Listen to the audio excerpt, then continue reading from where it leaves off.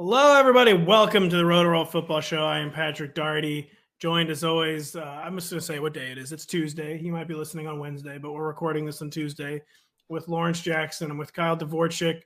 Are we talking rankings? We all rank for the website, Rotoworld, NBC Sports Edge. Mine are out on Tuesday. Lawrence and Kyle's come out on Thursday. A lot of really big time changes this week. Not a big injury week. That's not necessarily what's affecting the rankings so much. There's trades, there's depth chart intrigue, there's really weird stuff going on with the Monday Night Football game, which we're going to begin the show talking about. And I've already been monologuing for a while, but I'll just monologue real quick about Monday Night Football, where I'll just say I'm not really sure what I witnessed on Monday evening. The Patriots benched Mac Jones. Then Bailey Zappi was considerably worse than Mac Jones. The Bears converted like 54 different third and longs. Not really sure I've ever seen anything quite like their performance on third down Monday evening. It was a really weird game and one that had more questions than answers. And wow, I have like another paragraph to go. I didn't really realize. Anyone want to say something first? I mean, you could have talked about like Khalil Herbert versus David Montgomery. We're going to talk about it. You could have talked about the 7-minute, like 1.5 drives where Bailey Zappi looked better than Mac Jones. That was very fun. And then he looked worse. There was a fun little celebration of everyone who was like, Zappi was better all along. And then all those people went back into hiding on Twitter after like, it did not take more than, 15 minutes. It's why it was fun. We had fun. This is why I'm not an in-game tweeter. Things change fast. I just like to wait to the end. Except I did come out of my no in-game Twitter hiding to talk about Jaquan Brisker because he took a shot there to a place that no man wants to take a shot. And then on the very next possession, he caught the interception that probably caused Mac Jones to go to the bench. So that was just a nice little sequence for Brisker right there to, make a play after having such a, down series on the series before that. Well, Lawrence, what that was ball don't lie. I mean, ball don't lie. Ball do not lie. You can't do that to a man and not expect repercussions. And the ball did not lie on the following possession for Mac Jones. And a lot to talk about with Mac Jones, but we'll begin with the Bears and Justin Fields, where he had one of the best overall starts of his career, rushed for 82 yards, second week in a row. He rushed for over 80 yards. This time he added a touchdown, finished as the QB5.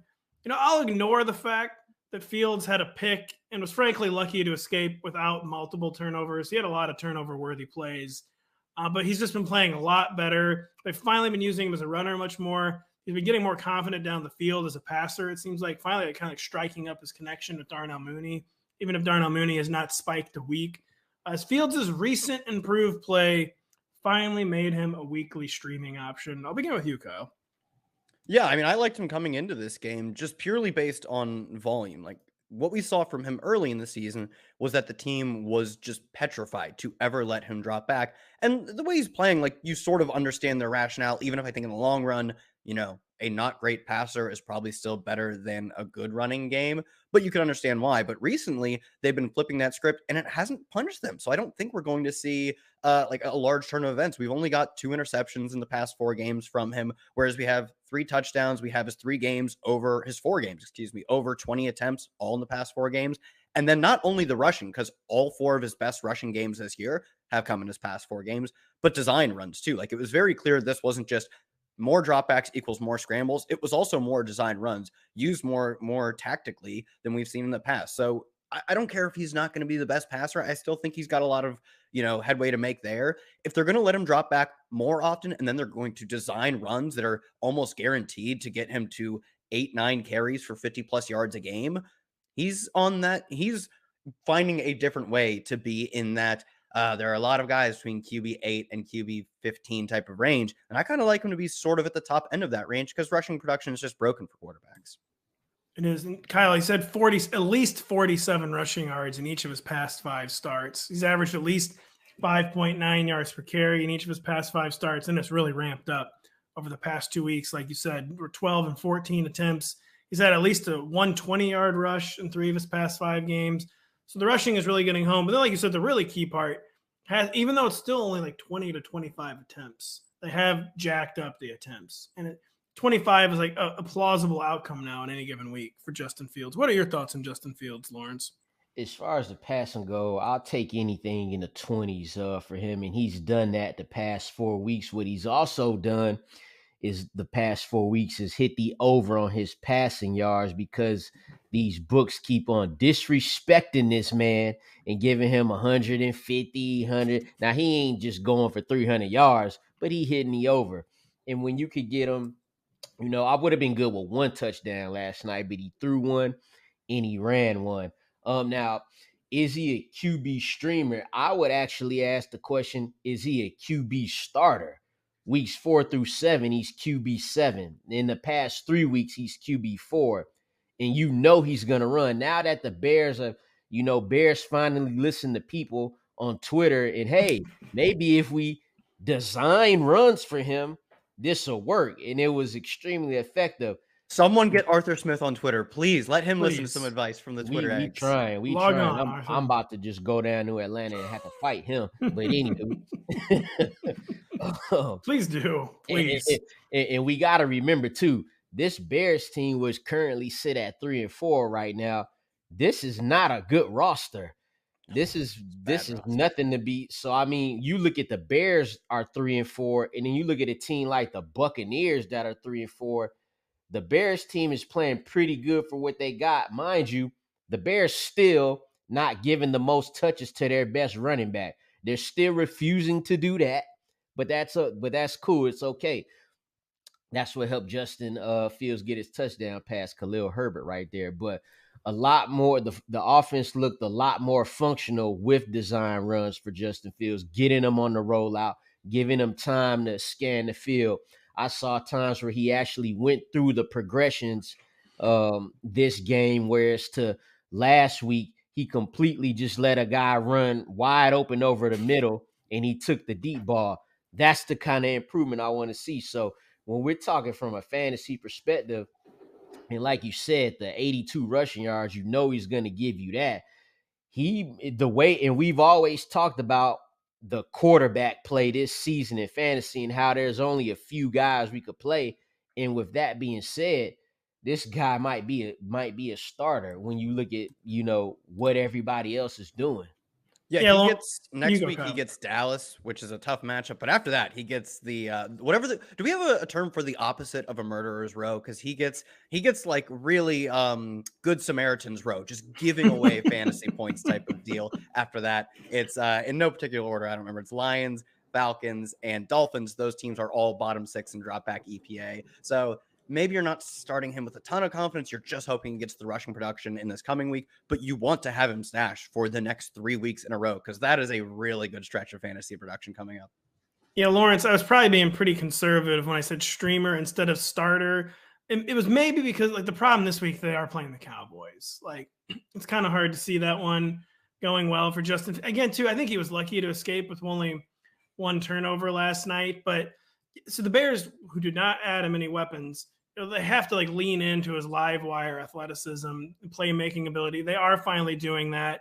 And I think on weeks where the matchup's better, like Kyle said, is going to be many of the upcoming weeks, we're going to probably be playing Justin Fields, maybe over Matthew Stafford, maybe over Aaron Rodgers. Oh, for sure. That dude's cooked. Probably over Geno Smith. He'll be in the mix with Daniel Jones, Jimmy Garoppolo. Quarterback is just a crazy scene. This matchup for against the Patriots was actually supposed to be not a good matchup for him on the road. I even as much of a Justin Fields believer I even was like, this gonna be tough on the and like I thought Matthew Judon was in the backfield almost every play, every drop back he was back there. So it wasn't easy for him per se, but he made it work.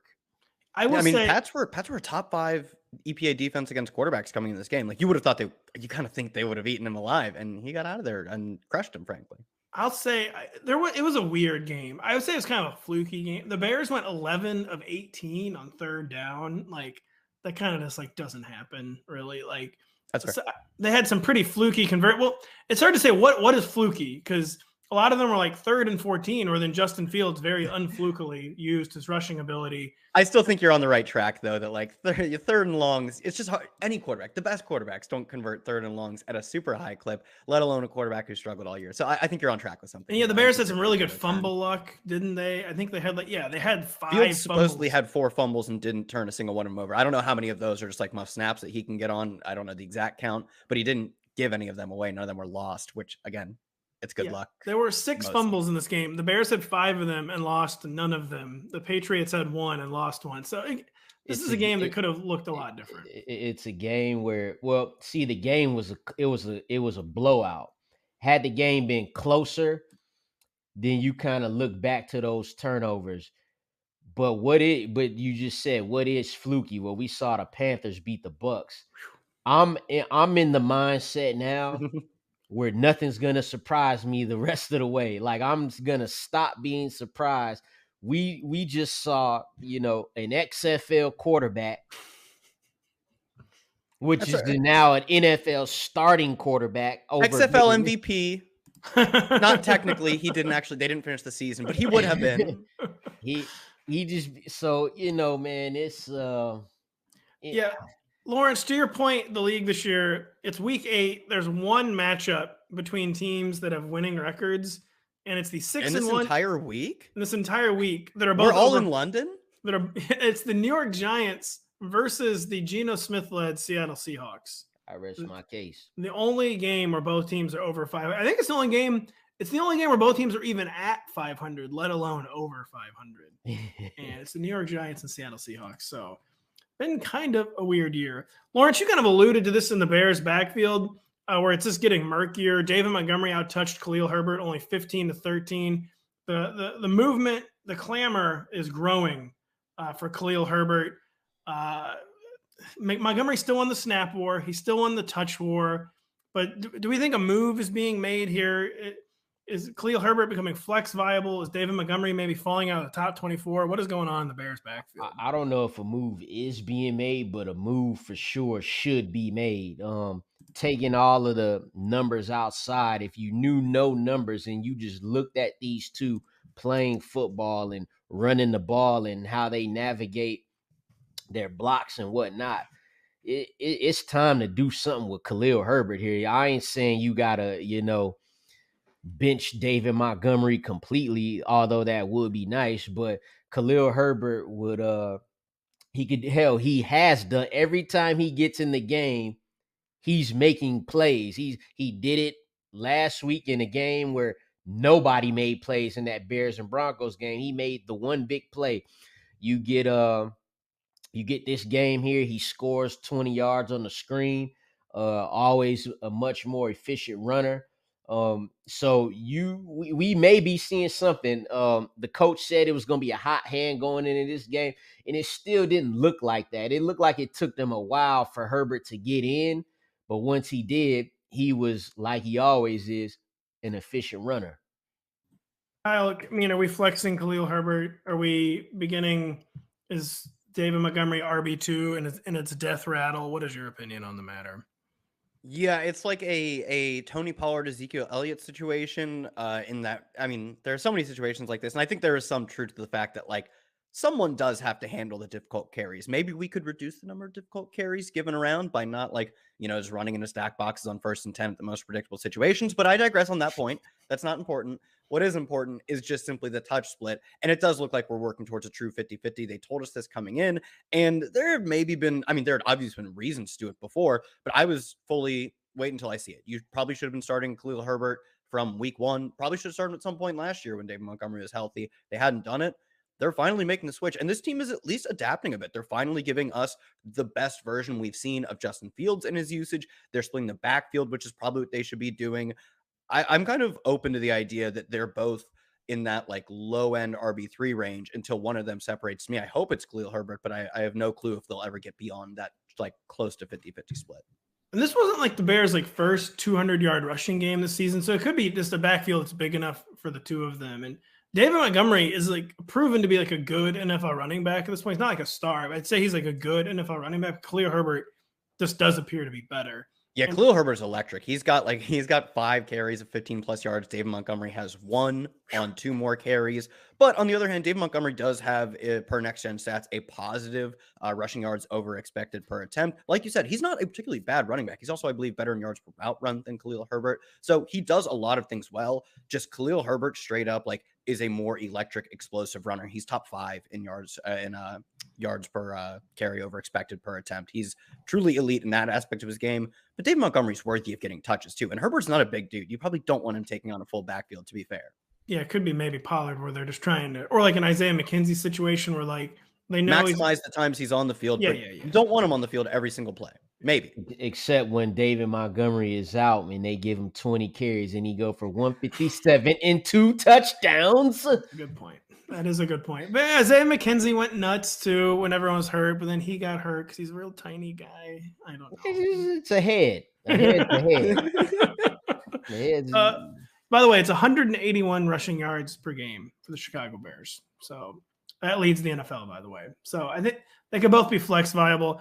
Real quick before we move on from the game, just another rankings question. Ramondre Stevenson dominated snaps and touches in Damian Harris's return. Saw his production crater, but are we confident Stevenson will dominate the backfield to this degree going forward? Maybe keep him in the top 15? What do you think? It looks like it. I thought Harris would be more of a factor coming back, but I don't know what's going on with the Patriots offense outside of Ramondre Stevenson. He actually, for what it was worth and how that offense looked, he still looked good. You know, he did what he could and in the receiving game, didn't do much in the run game. But I would say, coming into the season, we thought of them as like possibly a 1A, 1B. Now it's probably like a 1A, 1D or something, or just to, it's hard to decipher because it was Harris's first game back. But they got to get the quarterback situation figured out first. Harris got to get fully healthy. But as we stand in here today, I especially with bye weeks, injuries, it's hard to keep Ramondre Stevenson out of the top 15. Yeah, that's definitely where I'll have him. I mean, the receiving role was electric last week. Obviously got 8 targets in a game and caught all 8, I believe, in a game where they were getting doused. So that also kind of aligns with the fact that in a game where I think they took a 10-0 deficit in the first quarter and never managed to even it up again, and then they got blown out in the second half, you're probably not going to see a lot of Damian Harris, especially at the end of the game when they were mostly out of it anyways. And the initial report on Harris's injury was that he would miss this past week and the week before that. So he came back. I mean, these reports are only working with the information they have at the time, but he came back quickly from that injury. So it's possible that they're still not fully ready to throw him back to the Wolves. And this is a game where you could quickly realize that you don't need to, nor should you be playing him. So I would still leave the light on for Harris, but until we see him get back to a full-time role. And even then, if Ramondre's getting, even if they just scale him down to 10 carries, but also 5 catches a game, that is probably good for the state of running back for top 15 numbers. What he got last week in terms of his share of the offense is probably closer to top 10 numbers, though I do think we'll see more of Harris soon. When you said don't need to, nor should you be playing someone, I was reminded of Bailey Zappi, and I feel like they'll probably Mac Jones. You're out on the Zap. You're out on the Zap. Say what you will on Mac Jones. I think he's probably better than Bailey right now. But we talking about it though. We are talking about it, and it's almost like Bill Belichick at this point was like, whatever, you guys want Bailey Zappi? Sure. Sure. Let's see what happens. He did say the ankle affected it. I'm not buying that because Mac Jones was their best rusher last night. He ran 3 carries for 24. He was almost looking like Justin Fields for a minute. So yeah, you guys want Bailey Zappi? Yeah, sure. Let's just see what happens. See how that goes. All right? No, you guys know better. How many Super Bowls have you guys won? Yeah. It doesn't matter. Just I'll take your word for it. I would say Mac Jones would get the start. That second interception by Bailey Zappi, because the first one was tipped. That second one, yep. That's gonna have Mac Jones start next week because you can't just go away from Mac Jones now. Bailey Zappi came back, lit it up the whole game. Now we talking, but that didn't happen. Man, I so badly wanted it to happen. I wanted Pat's quarterback drama so bad. we got a taste of the forbidden fruit for the first 3 or 4 plays, and then we got what we deserved, which was he's it's gonna be Mac Jones. Mac Jones, a first round pick who looked pretty solid as a rookie. is ultimately the answer, whether or not Bailey Zappi has 2.25 good games followed by some pretty bad. We were living life last night. Mac Jones kicks someone where the sun doesn't shine, throws a pick. Bailey Zappi comes in, 2 immediate touchdown drives. So we'll always have that, but we don't have it right now. Now what we do have is uncertain situation in the New York Jets backfield where we lost one of the most electric players in the NFL, young players in the NFL, Breece Hall, probably the saddest injury of the year so far. But now I was skeptical the Jets would just fully commit to Michael Carter as a workhorse. I don't know if I was skeptical to the point where I thought they would immediately make a trade for someone to install as a committee mate. What do we think of this Jets backfield post the James Robinson acquisition? I mean, is it fair to say that Michael Carter's probably the play for week 8 as James Robinson gets up to speed on the Jets? But they're playing the same Patriots run defense that's been getting trampled most of the year, got totally run over by the Bears on Monday night. Who are we going to be ranking higher more weeks than not, do you think, going forward between James Robinson and Michael Carter? I would say to start out, definitely Michael Carter because he's been on the team. But again, we just talked about it. Nothing is going to surprise me. James Robinson could get in there and break a long run, something he hasn't done in what seems like 5 years, but it was like week 2 or something. Straight up committee, they just won't let Michael Carter run. They just won't give it to him. They just refuse. And he's been good. He's a good running back, but they just nah, man, you can't do that. So for this week, I would put Michael Carter ahead personally, kind of see how it plays out and just go from there. But with the quickness that they made the trade, it's clear what their plans are, and it's to have 2 guys in that backfield because they feel they're 5-2 right now, so they going for it right now. So, but for now, I'll go Michael Carter slightly. Kyle, I'll get to you. I just wanted to piggyback on something Lawrence said there where I actually agree with the Jets' self-assessment that this could not be a one-man backfield, just with the way they have to play offense. Clearly, they don't trust Zach Wilson. Now the receivers are banged up or demanding trades. It was just not going to fly with the one-man back. I mean, no offense to Ty Johnson, but probably not good enough to be a part. My 2021 best ball teams take offense. Probably not good enough to be the number 2 in the committee, and they had to make a move. I was shocked at how decisive and fast it was, but I'm not surprised that this was their assessment of the situation. Now, what is your assessment of the situation, Kyle? Yeah, I mean, I get that they have a winning record, right? But the way Zach Wilson's playing, a bit fraudulent. It feels quite unsustainable. So I want to be capitalizing on just the volume of their passing attack, not even the efficiency. Because the thing is, I don't think it'll be particularly efficient, but it also means they will have to do it more often, which is the irony of the whole situation. And so far in the year, they have the 4th most targets thrown to running backs of any NFL team. And if there's one thing we know Michael Carter definitively does well, I think he does everything well. I think he's actually a really good running back. They don't seem to think that.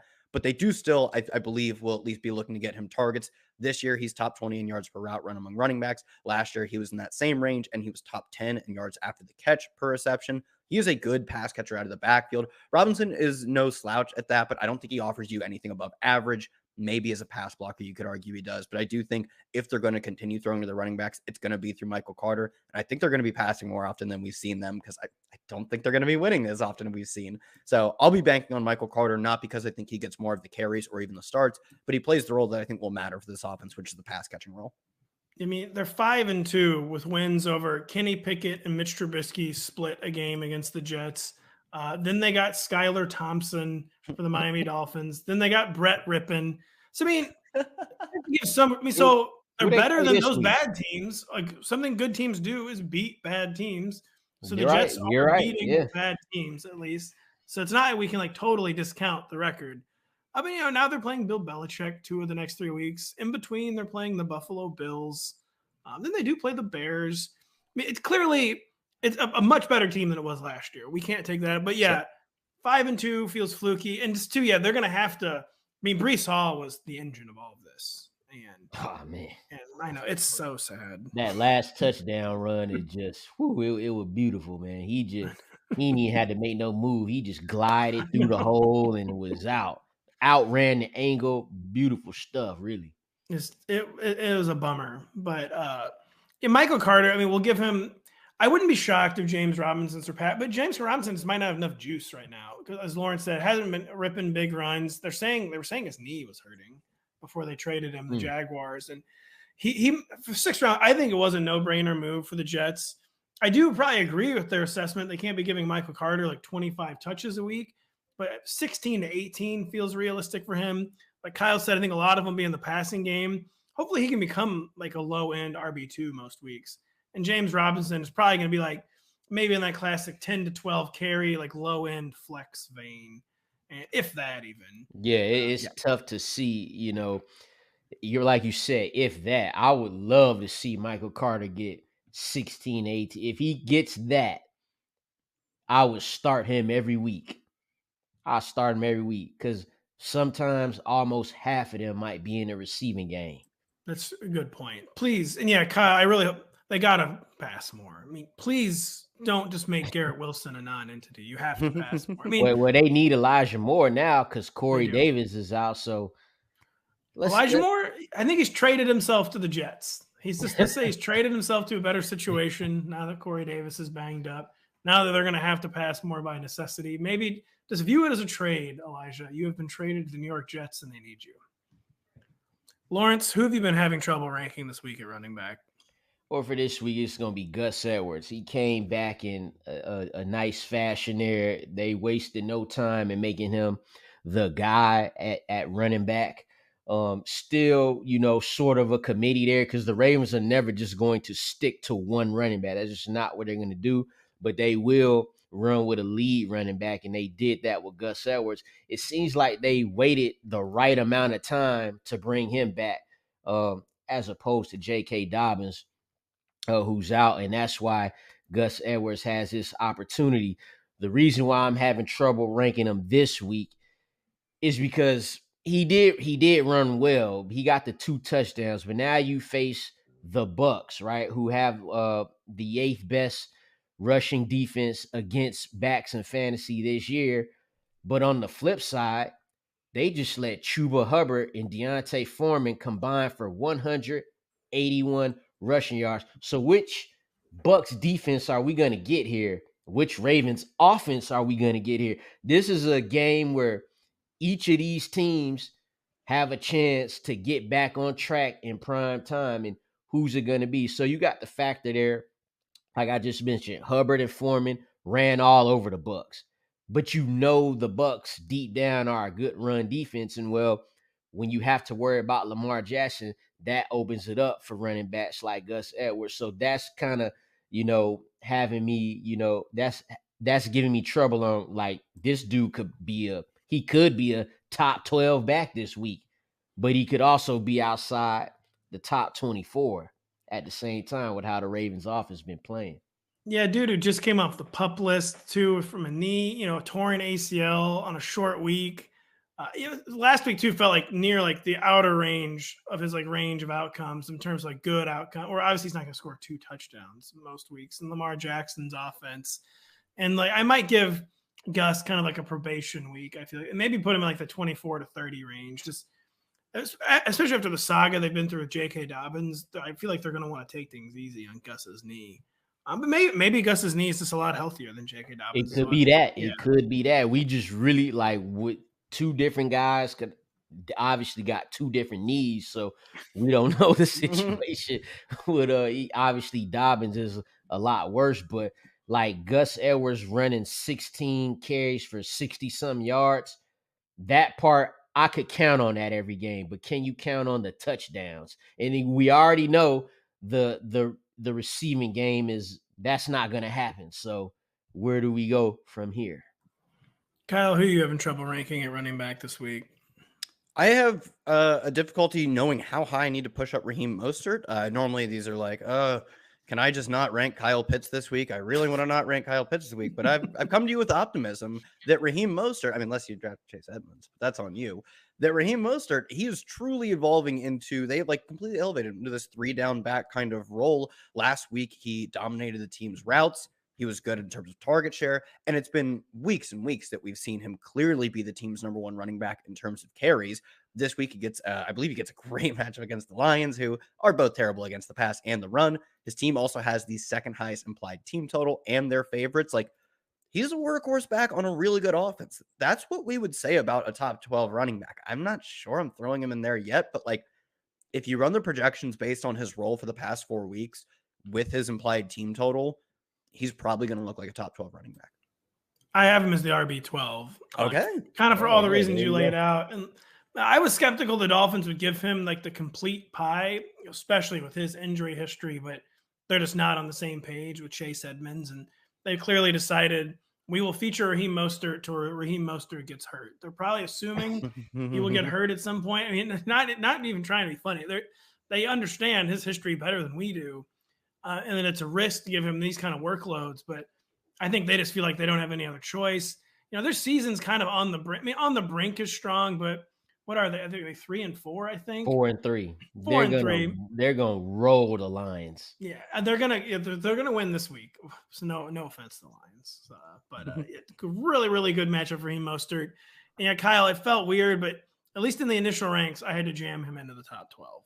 Yeah, I mean, it was 71% of the dropbacks last week he ran a route on. He's got 15 touches in every week since, I believe, week 3. Maybe it's, since week 3. He's like, it's hard to accept the fact that this guy who has never been healthy, who it would almost make sense for the team to not give carries to, or at least not give a lot of carries to, definitely not the bulk of their carries to. And they signed a running back to like a 3-year, was like 12 something million, $16 million deal. And he's not that guy. There's enough money to buy a very nice house. Yeah. And they're just putting that guy on the bench. But they have told us week after week after week after week that that's exactly what they're doing. At some point, we have to believe them. And I kind of want to rank him as a top 12 running back too. I think you just laid it out perfectly. We have to believe what we're seeing with our own eyes, and that he's being used like an RB1 right now. Lawrence, and I'll ask you too, Kyle, are we immediately getting Travis Etienne in the top 12?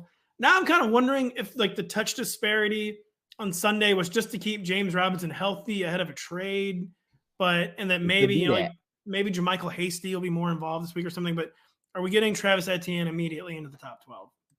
Yeah, I don't see how not at this point. You look at him play again. This is another one of the times where you don't really you could just not look at the numbers. You could see him on the field. You could see the explosiveness. Jermichael Hasty, I would guess right now that he's the handcuff, and there was no value in him, but there was definitely some value in James Robinson. Obviously a team like the Jets needed him, but Travis Etienne brings you everything you want in the fantasy running back, receiving game, getting goal line carries now. He got that with James Robinson in the game. So it's definitely, you can imply that he's a top 12 running back, no question. Kyle, do you agree on Etienne? Is it Etienne or Etienne? I go back. I always said the E as in the Etienne. way Etienne. Yeah, I'm settling on Etienne. It sounded right when Lawrence said it, so that's what I'm settling on for good. Yeah, I have no concerns now with what we saw last week that Etienne is straight up the guy. 80% of the snaps. We saw Jermichael Hasty, who I kind of agree. There's definitely a possibility that they knew, not that it was going to be to the Jets for the Breece Hall situation, but they knew that James Robinson was out of their plans and they would try and move on from him. That they gave him, I think he got no carries and a target that was not cut. For some reason he got a target. Yeah, I don't know. They still threw him out there. That was by mistake. I had that game. It was just bro was getting no love at all. Peterson was like, Jermichael Hasty, is that you? Get in the game. And James Robinson was like, it's me, coach, Jermichael Hasty. Yeah, he didn't do that on purpose. Yeah. So, I mean, Etienne's been elite as a runner. I still think he has some work to do as a pass catcher. He's not like the smoothest pass catcher. We saw him bring in 1 of 5 targets last week, but he's playing that role, and that's really what matters. And on a per route run basis, he actually has been perfectly fine. I believe he's top 20 in yards per route run among running backs. So if he's going to play that role, maybe you'd, quabble with the fact that the offense isn't as good as some other offenses. Like, I guess here's a good question: him or Raheem Mostert? I'll go Mostert this week. I want to go Mostert too. So I think he'll actually probably be, might literally be RB13 for me. That Broncos Jaguars game got an over under at 39, whereas the Dolphins and Lions has an over under 50. I would put my money on the Dolphins scoring most of those 50 points in that game. I literally, just as you guys were talking, decided to move ETN down behind Mostert because it does make too much sense. They're playing such them similar right there roles. like this. They are. They're playing such similar roles. And I do believe ETN is a really talented runner, but so is Mostert. Like, that's what he is famous for, is being a low volume but super boom player. And now he is being a high volume player. So I don't think there's that much of a discrepancy between their running talent. Maybe you can say ETN's better, but I think the big discrepancy is between the offenses. I really have a lot of faith in this Miami offense going forward. So I guess technically, unless I end up having Mostert a little higher than you, I will probably have ETN as like 13, 14, 15. I have him now as the RB12 and Mostert is the RB11, but this That's is fine too. very put most of that running back 1 this week. That would solve a lot of my problems. Lawrence, real quick, something you said earlier, you're talking about he's getting everything you want RB1 to get. He's catching passes. He's getting goal line opportunities. He's also just ripping big plays. He has at least one 30-yard run each of the past 3 weeks. He has at least one 20-yard catch 2 of the past 3 weeks. Like, his yards per carry, yards per carry is yards per carry. It's not. It can be very, very fluky, but it looks like he's back at Clemson, 7.1, 8.6, 8.1 over the past 3 weeks. So we are seeing the birth of a very, very, very above average NFL running back, and hopefully an RB1 for the rest of the season. And we'll be right back after this. Download the Rotoworld app to receive breaking player news all season long. Stay ahead of the competition by favoriting players on your roster. Get the latest injury updates, player news, and much more delivered right to your phone. It's available in your app store today. And just a reminder, if you don't have the NBC Sports Predictor app, go download it now. The contests are free and easy to play, and you have a shot to win thousands this weekend by predicting what will happen in college football, on the NASCAR circuit, and in the Premier League. There's also $100,000 up for grabs by guessing the outcome between the Packers and Bills in our Sunday Night 7 contest. Kyle, who are we having trouble ranking at wide receiver besides everybody? I hate to do this again, but I forgot. Do you remember who I said? You said Paris Campbell, I think. Yeah. Oh, Paris that's a good Campbell. one. No, don't. No. You laugh at me for choosing Paris Campbell. I believe he's got 23 targets in the past 2 games. He does 17 catches on.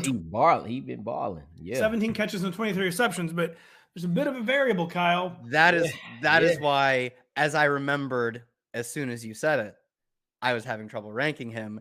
Is that they were playing Paris Campbell style football when they had the final 2 games of Matt Ryan, which 2 weeks ago, it almost looked like they'd figured something out. That game was against the Jags. They were playing quick hitting football, fast pace, and tons of passing in the way that we saw like Drew Brees' career. And on the good side, right? That was how it ended successfully, at least the last time we saw it be successful. And in the few good games we got from Ben Roethlisberger, which is like, this guy still has football smarts and can get the ball to his yards after the catch playmakers. And then last week, though it still worked out for Paris Campbell, it did not work out for the offense. And then they benched Matt Ryan for Sam Ehlinger, who I don't know. We think it's Ehlinger, by the way, Kyle. We debated this for a while in the Monday podcast. Supposedly our, I guess, what is he, like a content coordinator, Ray, also just pinch hits blurbs all the time for us. Might be doing that right now while we speak. Watched a ton of Sam Ehlinger. I did too. I watched a disgusting amount of Big 12 football. Well, why don't you know this then? I thought they said Ehlinger all the time. Ellinger. Just I wasn't sure how confident you were in it. Pretty sure they say Ehlinger, but I mean, who the heck knows? Either way, Sam, we're calling him Sam. Big Sam. He is almost. I know, is he like 6'1", 215, something like that? Matt Ryan's a giant string bean fella, very tall and lanky. To underail this podcast, Sam Ehlinger or Sam. Ehlinger. Sam, doesn't matter. Sam. Big Sam. I have to imagine that philosophically, if you are Frank Reich, and we have seen this before, I don't even have to imagine, frankly, that typically whenever he has had bad quarterback play, he has defaulted to leaning on the run game. He did it with Jacoby Brissett. He did it with Carson Wentz, and he didn't do it with Phillip Rivers, and he didn't do it with Andrew Luck. Unsurprisingly, he adapts to the personnel he has, and we saw him try to do that with, passing with Matt Ryan too, but that just was only sustainable for one game, apparently. So I do believe we'll see more of the run, and Sam is actually a pretty strong runner as a quarterback. He was I think he ran for like 1,900 yards in college, and that's with terrible college data in which they take away sack yards, which is unbearable to me as a spreadsheet nerd. It's awful. So I do believe that we will get fewer pass attempts. I mean, we will get fewer dropbacks, and even a fewer percentage of those will turn into actual pass attempts because he does this a lot. He's going to walk into sacks, and then he is going to scramble. Those are 2 things he's going to do without a doubt. That is a lot fewer pass attempts for Paris Campbell, who's been thriving on volume specifically. He's not a guy who's going to go win downfield or in the red zone. So I wanted to be really optimistic that their style of play was perfect for Paris Campbell. There's just so much in flux that I was going to have him ranked as a top 30 receiver. I'm probably bumping him back down to that 36, 37, 3-4 range. Yeah, he probably needs to be outside the top 36 because for all the reasons you just laid, I think we're going to see a massive recommitment to the run. And we're going to see kind of turn into a role player passing attack again, where Alec Pierce is the outside threat. Michael Pittman is the all-around targets leader. And Paris Campbell, hopefully he doesn't go back to 0 targets because he's good. But hard to see him cracking the top 36 right now. Do you agree, Lawrence? I'm not excited about watching the Colts without Matt Ryan. This is preposterous. I get why they're doing it. Matt Ryan was dreadful. He's a week and a half away from completing 42 passes. He leads the NFL in interceptions. He leads the NFL in sacks. He's bottom. So does Matthew Stafford. He's right there with him. Matthew Stafford's not good this year either. Oh, this is no. Listen, I get why they're doing it because now I don't know. They're 3-1 now. Their season over. I guess Frank Wright has to save himself right now, so you have to do something to see if it works. So whatever. But I mean, Matt Ryan was the quarterback when they beat the Chiefs, and just when I thought that Paris Campbell, because Paris Campbell is a player I liked as a sleeper coming into the season. The first few weeks, I was like, all right, guess that's not going to happen. But the past couple of weeks, I'm like, maybe it is going to happen. And now, boom, you take away the guy who, he gets sacked a lot, not mobile, throwing a lot of picks, but he was getting the ball to Paris Campbell. Yeah, the Colts also have just all time. We're all looking for the guy who did this. I know. Because, they trade for Carson Wentz, and it all comes, he wasn't terrible, but he wasn't a playoff level quarterback. And that showed itself as obviously as possible when he completely flopped in a must-win situation versus the Jags. They go out and get Phillip Rivers, who gets them to the playoffs. Immediate loss, no surprise there. And then this time, the worst of all, they go to Matt Ryan. They just have no, it's like the psychology test they give kids. In 5 minutes, we'll give you 2 marshmallows when we come back, but you can't eat the one. And they're like, I gotta have Matt Ryan. And now they're giving now they're going to, what is he, a 6th round pick, has never thrown an NFL pass, I don't think. I don't know. They just have no patience to build a long-term plan at the most important position in the NFL. It's weird. Something's got to be kind of going on behind the scenes there, because the Colts media was basically hinting this came from the owner, Jim Irsay. Yes. But then they were kind of under the busing Matt Ryan. Frank Reich was kind of under the busing him. And some of his comments. I mean, I guess understand. I think he's benching the guy. He's not going to be throwing bouquets his way. But I mean, they are 3-1 in a really bad division. I think it's an interesting, daring, probably the move they should be making. But I'm just surprised because teams usually give the Matt Ryans of the world, way more time than they deserve. Especially at 3-3, they're not, 1. Yeah, they're not 4, getting embarrassed necessarily. I mean, they, would they have a tie to the Texans? I guess we're not used to seeing this kind of aggression. They did tie the Texans. They lost 24-0 in the Jaguars, but then they got the revenge game back against the Jags. What do you think they do? Because they said Big Sam gonna be the starter for the rest of the season. So what happens? 0 chance he's the starter for the rest of the season. Right, I'm about to say, because what happened if I think they're playing the Broncos. Well, yeah, what if the Broncos? No, they've already played the Broncos. Who the heck are they? Well, they get the Broncos 3. No, they got oh, I'm sorry. Yeah, the Colts. They got the Commanders. They got the big old Commanders, Patriots, Raiders, Eagles coming up. Oh my, Eagles, but they're gonna be 1-2 under Sam going into the Eagles game and get absolutely torched by the Eagles, and then we're gonna see Matt Ryan at the 4th quarter of that game. But what if the Commanders, who haven't been good, go out there and roll the Colts? Oh, it might be sooner then. I don't know if it's even going to come down to effectiveness. I think it's going to come down to him. He's pretty wild hair type of player. I think he's going to be pretty darn reckless. And I have a hard time believing he's just not going to break a rib or something, or sprain his AC joint. Or I feel like there's going to be, he's going to take, he's either the kind of quarterback who's going to be taking big hits. And it's going to be back to Matt Ryan at some point for that. Here's a good question. Do we get a Nick Foles appearance this year? Oof. Probably, because we just always do somehow. It got to be Nick Foles, because you can't. If something bad happened with Big Sam, you can't. Because if you go back to Matt Ryan, you look wrong as hell. So it got to be Nick. You know, it's wild, man. At 3, That's all we know. 1. It's wild. Speaking of, who are you having trouble ranking, Lawrence? Hopefully you remember. Yeah, definitely. It'll be Jerry Jeudy, because he just had his best game. I know he's had a game with 100 yards and a touchdown, but that was week 1, and it was a 60-yard touchdown that he caught. This week, though, 11 targets, 7 catches for 96. This is kind of what I thought Jerry Jeudy would be this season, but he got it with Brett. He got it with Brett Rippon. That's the thing here, and he don't even want to be there no more. Another Jim Robinson. Lawrence, by the way, have you watched I Think You Should Leave? Because you just did a meme from a classic Netflix comedy show without even realizing it. And if you haven't watched it, you need to watch it. Oh my! Which one was it? Called I Think You Should Leave is the show. No, I didn't realize. There's the I don't even want to be around anymore. Yeah, they just got. Lawrence, if you ever tune in for the Thursday pod, about 30% of it is us just quoting other funnier things. It's true. Anyways. Yeah, so it's so now we're in the position here. Does Russell play this week?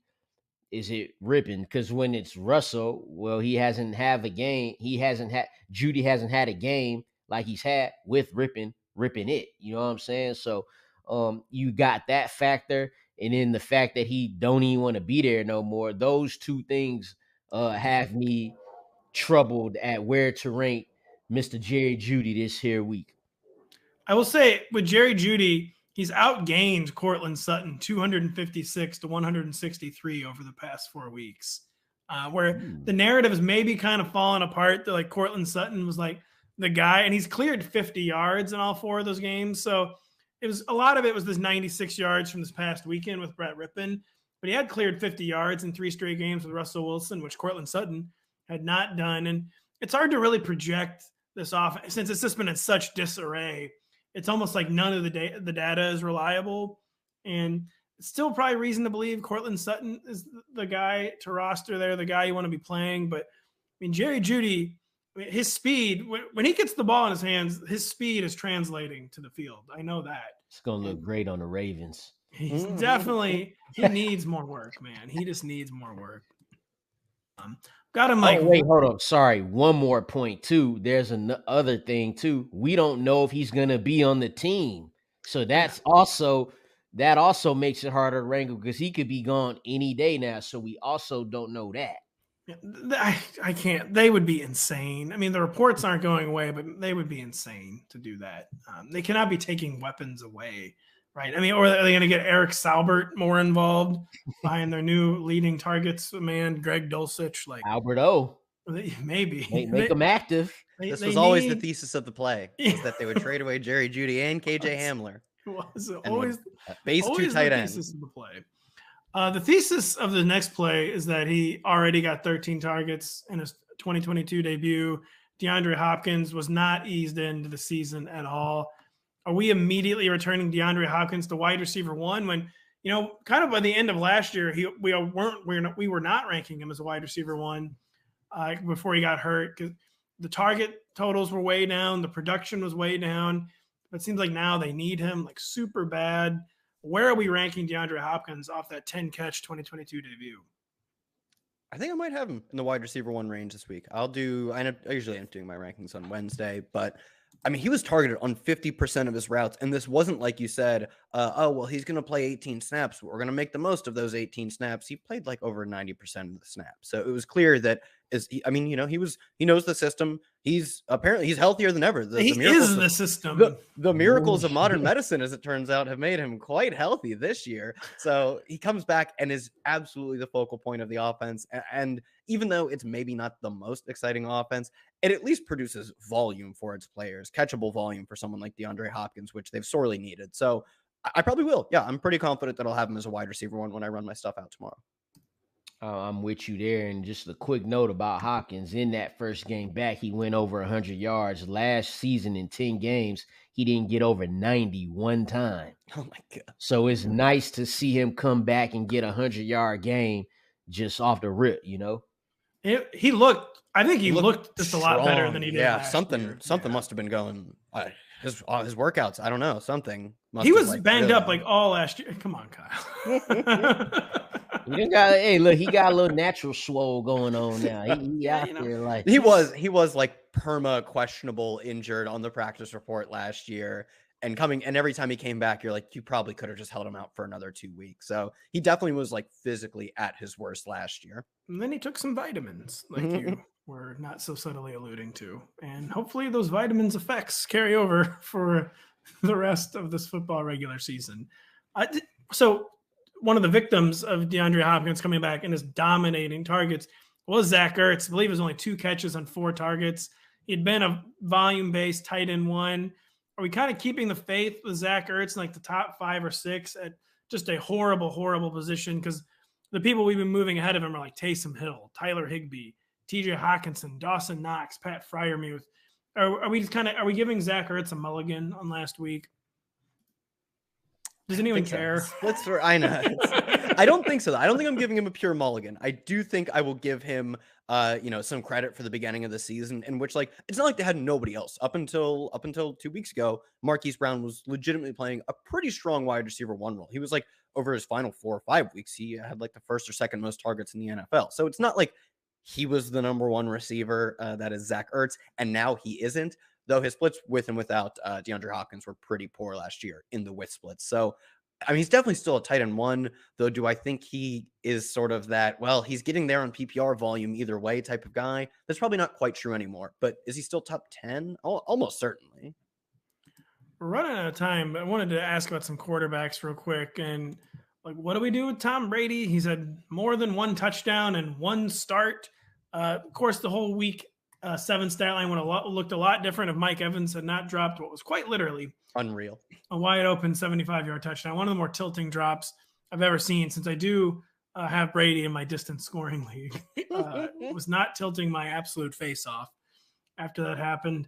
The Brady like rate stats are still fine. They're like down on the past 2 years, but it's not like he's averaging like 5.5 yards per attempt.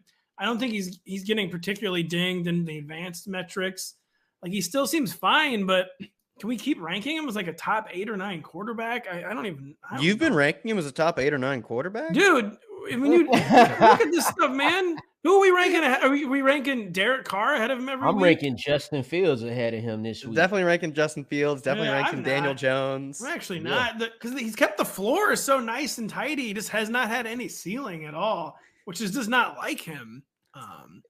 Jimmy Garoppolo 3 games. I mean, I was gonna say the floor. He went 290-0-0 last week. I'm sure he didn't rush for that much. What's that like? It's gotta be like 9. 2 carries for 3 yards, I think. Oh, never mind. Okay, so it's like 11.3 fantasy points or whatever. He had 1 carry for 1 yard. He has on the season. He has 11 carries for -6 yards. Well, alas, that speed. I mean, hold on. So you think Derek Carr and Jimmy Garoppolo are just like weekly rank ahead of Tom Brady? Daniel Jones, I don't think Jimmy G Geno is. Smith. Daniel Jones is. Geno Smith is. So I guess the question is, he's still got to be a QB1. Is kind of what it's boiling down to. I feel like it's fringe. It's cringe. It is cringe. It's definitely very cringe. I don't know for sure. We're getting Allen and Hurts. I get last week. Last week was terrible, losing Allen and Hurts to buys. Getting them back this week, just pushing the numbers deeper and deeper. Justin Fields looking better. Daniel Jones looking good. Like, we talked about it a few weeks ago that we weren't really sure we were gonna get our like good, like just cheap Konami code type of quarterbacks. Jones and Fields are really starting to ramp that up. So with those guys ascending, maybe you're saying this DK Metcalf thing is pretty bad for Geno. Totally could be, but like, I don't know. He's still Geno's been looking much more Geno-like the past 2 weeks too, I will say. Geno balling. I mean, Tom Brady's been looking Geno-like too, to be fair. Yes. Okay. Here, let's ask you one specific question then. Tom Brady against the Ravens' really struggling defense, or Dak Prescott against the Bears? Dak. Okay. No, I'll go Tom. I'll go Tom with that one. Okay. See, it's not as easy as you think. What number? What did you have those guys at though? I've got Dak at QB 10 right now. Okay. So Tom Brady against the Ravens or Jimmy Garoppolo against the Rams in LA? Brady. Tom. See, it's not as easy as you think, folks. but like Jimmy ain't one of them guys I'm thinking about that I put. The thing that Tom Brady has working in his favor, 49 attempts, 40, 52. Exactly. Like he's having a 4-touchdown game is like quite literally inevitable. Like I kind of agree. His touchdown rate is just artificially shockingly low. Like it's coming because he has not been as bad as the box. I mean, I don't know. He's pretty bad. It's the Panthers. The box score make it look better. Yeah, the Panthers game was the first game where I kind of got some genuine concern for a variety of reasons. Because yikes. And he also did just lose to the Steelers. So PJ Walker. Maybe I should be more concerned. Barely beat the Falcons. Yeah, I should probably be a lot more concerned. You are right in a few aspects, though, that like the touchdown rate, I think it's like 2.7. Yeah, that will not of that nature. That will not sustain for among the league's worst quarterbacks, let alone Brady, who even if he is pushing towards wash, is probably an average quarterback. He can't be that much worse than Jimmy Garoppolo if he is getting towards wash. And there are so many, like I can point to random things where I think Mike Evans was tackled on the one multiple times in the past like 3 or 4 weeks, drops the literally 75-yard touchdown. Yeah. Leonard Fournette has punched in some short ones off of those Mike Evans down at the ones. So that I agree. I think the lows will still continue to be kind of brutal, but there has to be a high here coming soon. And like you said, Ravens pass defense is a perfect spot to get good on. Mike Evans has been tackled at the 1-yard line like 100 different times in his career, despite having like a humongous touchdown total for his career. That guy gets tackled at the 1. Man, it's because he gets so many red zone targets. But I swear to God, Mike Evans. Yeah, you get targeted near the 1 a lot. You get tackled near the 1 a lot. Yeah. And to be fair, like you said, he makes up for it because he also gets targets from the 1-yard line more than like anyone but Devontae Adams. But you are right. He loves going down when he sees that thick white line. You know, he got a target from the 1-yard line and didn't score in week 7 was Kyle Pitts. Sorry, Lawrence, what were you going to say? Oh, we talking about Kyle Pitts? I got to log No, off. God, please no. I got logged We'll be here another 30 minutes, please. I didn't even hear what you said. I was just, looking up some stats, and I heard Kyle Pitts, and I'm good. That snapped you into action. Like I'm back. No, we end the show instead of talking about Kyle Pitts for 30 minutes. So it's a tough rankings week. It's been a tough year. Some years are like that. It's just a transition year. I mean, offense is way down. Teams are running the ball way more. Receivers not as deep as it used to be. Despite increased run game commitment, running back still isn't deep. Quarterback, we used to go 18 deep, and now it's like we're starting guys who would have been like the QB 24 in 2019 is like the QB 12 or 13. And tight end, non-existent depth. So it's just I think we're supposed to be making people excited for I know. So it's a tough year in the ranking streets. Yeah. The fact that offense is down, I feel like has like caused so much randomness when like there are fewer touchdowns to go around, and like running back isn't getting any, like it's not getting any fewer committees, right? It's just turning the randomness up to 100. It's true. Yeah, we're getting more run, but it's just more committees. So we don't know what to do, but we're going to keep doing our best, and we're going to keep writing about it on the website all week. Lawrence, you have your Flex Finder coming up, correct? Yeah, got that coming tomorrow. Had the stock up, stock down article come out yesterday that included Tom Brady. You could guess where he was on up or down there. Me and Kyle will be doing a pregame show Thursday for Tom Brady and Lamar Jackson as the Ravens go against the Buccaneers. So we'll do that on NFL on NBC's YouTube page as well. Kyle, what do we have coming? By the time you listen to this, 32 stats will be out, and you'll be close to the Thursday preview pod. So check those out. Check it out. Check out my rankings article on Thursday. Check out my week 7 recap article, the very dramatically titled Sunday Aftermath, where I break down all this week's injury situations.